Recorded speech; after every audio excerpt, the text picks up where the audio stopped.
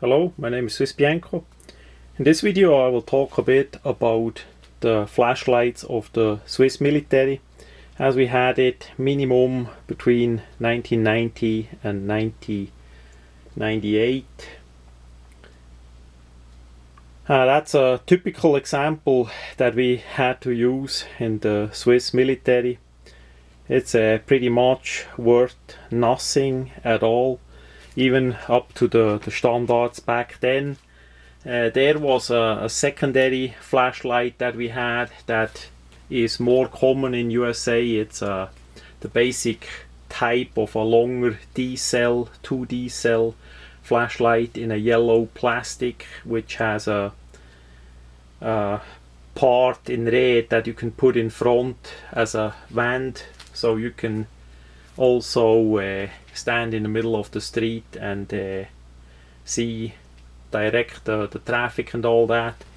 As I was back then by the Swiss military police, I did do that for a time, and later on, as I was by a private security company for a while there, we had a similar equipment. So all in all, it is pretty bad how that was back then, and that did spark also my interest in flashlights.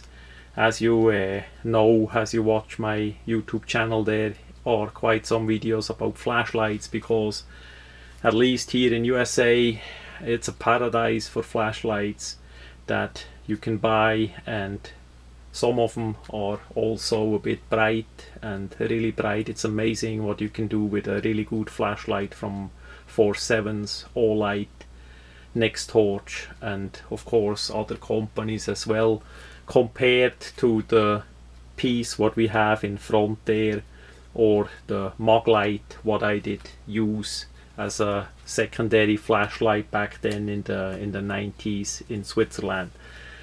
But if we come back to that system, many of you in USA quite likely don't know how that works. As best as I see, that is based on a German design from World War II, maybe even older.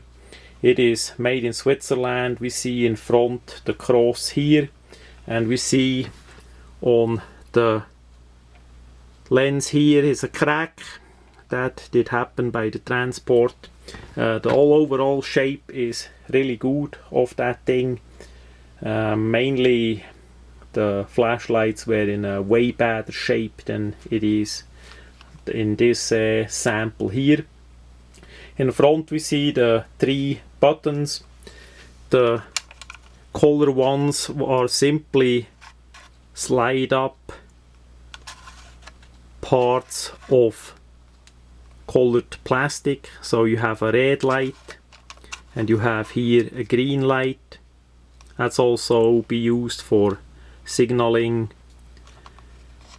in that fashion. And the middle one, the black one, was basically just for cover it up, just to give a little bit a white light in that small window here as we see it. And there of course you can mix it up with red as well, or with green, as you feel about it. As we see already, the reflector has kind of orange peel finish, but more in a rifled way there. Also we see on the lens, which is a simple plastic, it has some rings, and in the middle is like a diffuser. So I can tell you, those flashlights are the dimmest thing that you can use. Absolutely disgusting. That is like, I mean, in World War II that is a different story, but after that it's absolutely obsolete. It's a shame that we had to use such garbage equipment. It did not help you for a nickel, and it's heavy. It's really heavy for what it is. On top we see the part here that is for temporarily on, like this. The other part is for permanent on, and you could also put that part over so it could not turn off. So that's like a safety switch here that you can put it on, slide it over, it would not go back. Then on the back side we see another feature that is, I don't know who came up with that. So in the middle is like a belt loop on a metal, on a hinged metal on top and the bottom, relative big, so you can put it on the loop. On top and the bottom you have a device that would actually open up and you can put in the button. Like if you have a shirt with the button or something like that, you can loop that in so it would actually hold on the button. Of course the whole thing is way too heavy that you can use it on such a button and too well, and it would wiggle around like crazy if you move, so all in all it's completely useless. As we have here on the side is the part that snaps in. It's a simple bended part that pushes over. By the way, as we are already on the back side, we see there Elves, quite likely the manufacturing company in Switzerland. I never did hear about them. I have no idea who that is. And there were different companies that made them that I know, because we had some with other names. And 90 is quite likely the year of the manufacturing of that stuff. So we see the 90 shows it clear. It's completely outdated and worthless. Even by 1990, it's obsolete. How in the world we had to deal with that thing? So inside we see the reflector is simply pushed on by this metal, and inside of course is the part that slides. It's basically the outer shell here and the inner shell here, and inside in between are the parts sliding up and down. So that's about that. Then inside here, as we see, I need to take the battery out quick.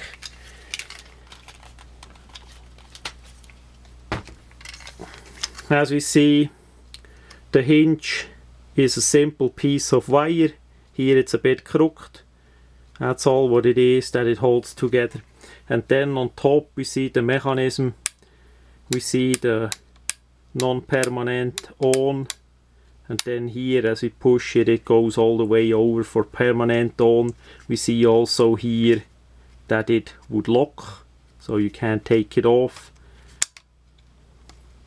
And we see that thing did not work. That's what I did try out a bit ahead in the past of the video. That part here did not align too well, so it would put on safe like this. You can, yeah, if you press it, yeah, if you press it, it will, but still that would basically lock it out like this, so it can't turn on, not that you drain the battery.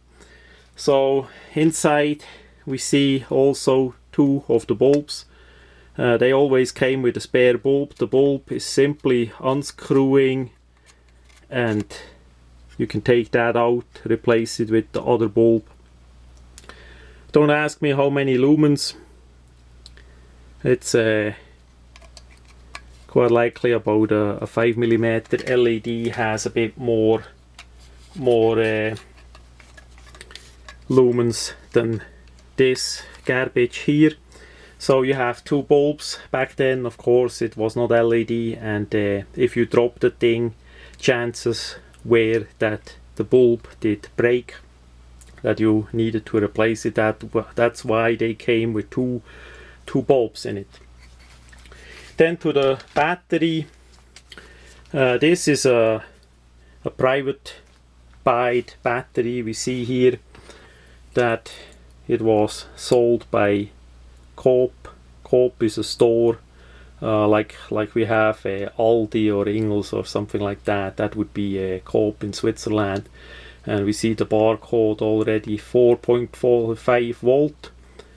And yeah, we see already how that looks. That kind of battery with those two parts here that connect. The battery is dead, by the way, so no problem there. That was clear that that thing is already dead with that cardboard garbage. And yeah, that is from July 06. And yeah, as you get it, it's like this. It's protected with that flap, they say. So you need to open it up and then put it in the flashlight. Wonder silver. Yeah, made in the Czech Republic. Yeah. In the Swiss military, we had Leclanché. Hope I pronounce it right. Some batteries made by Leclanché. That is a company that was back then in the French part of Switzerland somewhere, and those batteries that we got from the military for using there were already mainly dead because they were over storaged in a too long way, so the battery life of such a battery was not up to standards at all. And even if it would be, the light, the output that you have with such a kind of a garbage flashlight is absolute. It's hard to use at all. It also, of course, has a lot of what we call a cat pee in the output of the light. It's yellowish. It has rings. It has fragments around it. The middle, which would be a little bit brighter in the middle, was already set back with that diffuser, with that matte middle piece, and there was no way around. You could not cheat it, and yeah, actually that is what we did. Yeah, I remember now. It's quite some time since 2014 and the 1990s, as I had to deal with all that garbage. So what I did for myself, I opened up the flashlight to have a bit more light. It was even more bright like this, instead of using with the reflector, especially in the candle mode. If you were on a table or something like that, and you simply put it on the table, you open it up and let it go on like this and finish. So there you had a bit of light on the table. That was relative good for what it is, but you needed to worry always about the battery as well.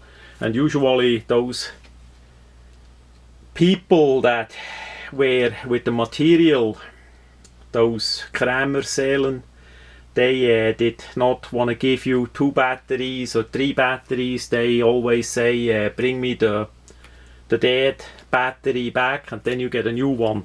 Problem is, if we did go somewhere and it happens right then on you, then you have the problem. You know, that little bit of a light that you have already with this piece of garbage of an equipment is already gone because of the battery that is from Leclanché that was not worth the nickel, and you don't have a second battery.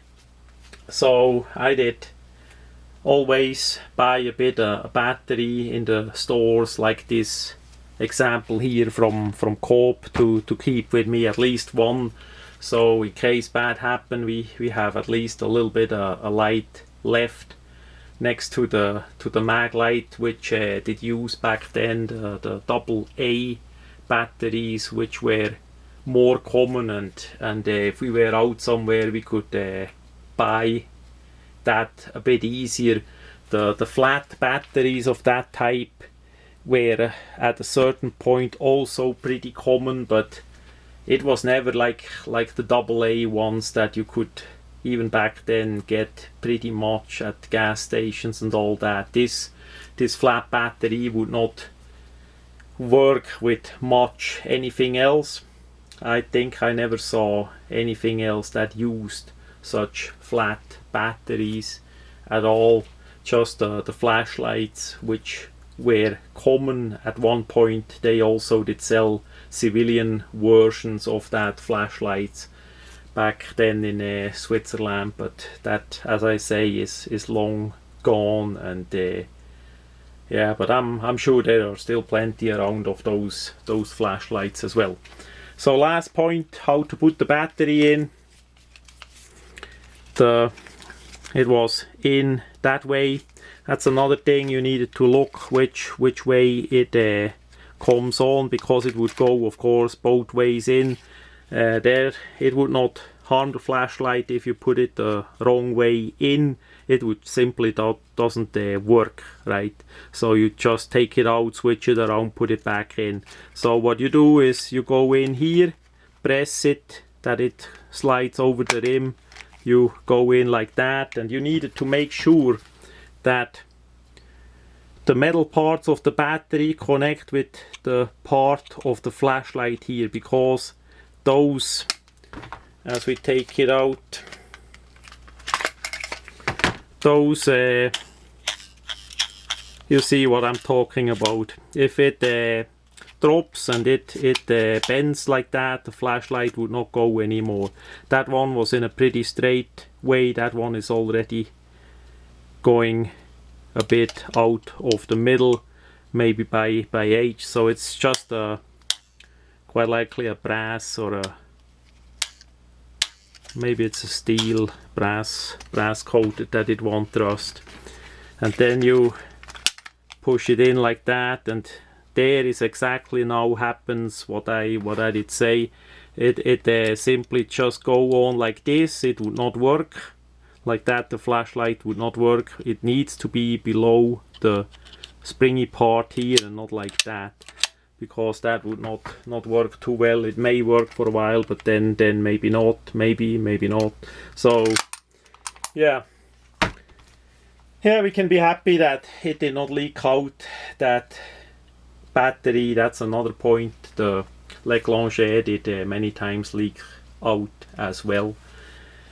Yeah, all in all, bad memories. I'm glad I'm far away, never have to use those again, and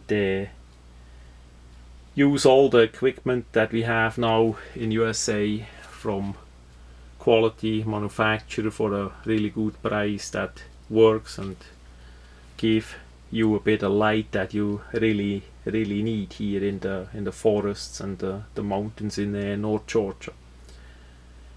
Yeah, that much about the Swiss military flashlight, the square one, the round longer one, the yellow one that I did talk about. I do not have in USA.